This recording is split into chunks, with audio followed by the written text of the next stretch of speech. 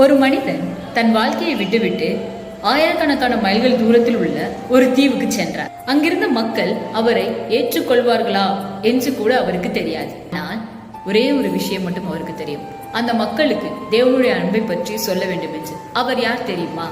அவர்தான் John pattern. ஸ்காட்லாந்தில் பிறந்த இவர் தன்னுடைய வசதியான வாழ்க்கையை விட்டுவிட்டு சவுத் பசிபிக்கில் உள்ள நியூ ஹெப்ரைட்ஸ் தீவுகளுக்கு மிஷனரியாக சென்றார். அங்கே அவருடைய வாழ்க்கை எளிதாக இருக்கவில்லை. அறிமுகமில்லாத மக்கள், அறிமுகமில்லாத மொழி, ஆபத்தான சூழ்நிலை. ஆனாலும் அவர் அங்கே இருந்து திரும்பி போகவில்லை. மக்களோடு வாழ்ந்தார்.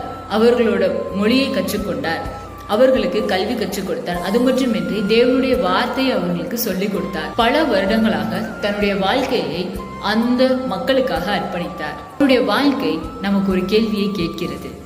நாம் எவ்வளவு தூரம் செல்ல தயாராக இருக்கிறோம் மற்றவருடைய வாழ்க்கையில் ஒரு மாற்றத்தை ஏற்படுத்த? ஒரு தேசத்தை மாற்ற வேண்டும் என்றால் முதலாவது ஒரு மனிதன் தன் வாழ்க்கையை அர்ப்பணிக்க வேண்டும். ஜான் பேட்டனின் வாழ்க்கை நமக்கு நினைவூட்டுவது இதுதான்.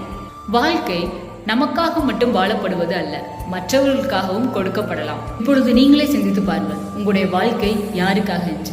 நாளை மீண்டும் சந்திக்கலாம் ஒரு புதிய மிஷனரி சரித்திரத்துடன். God bless you.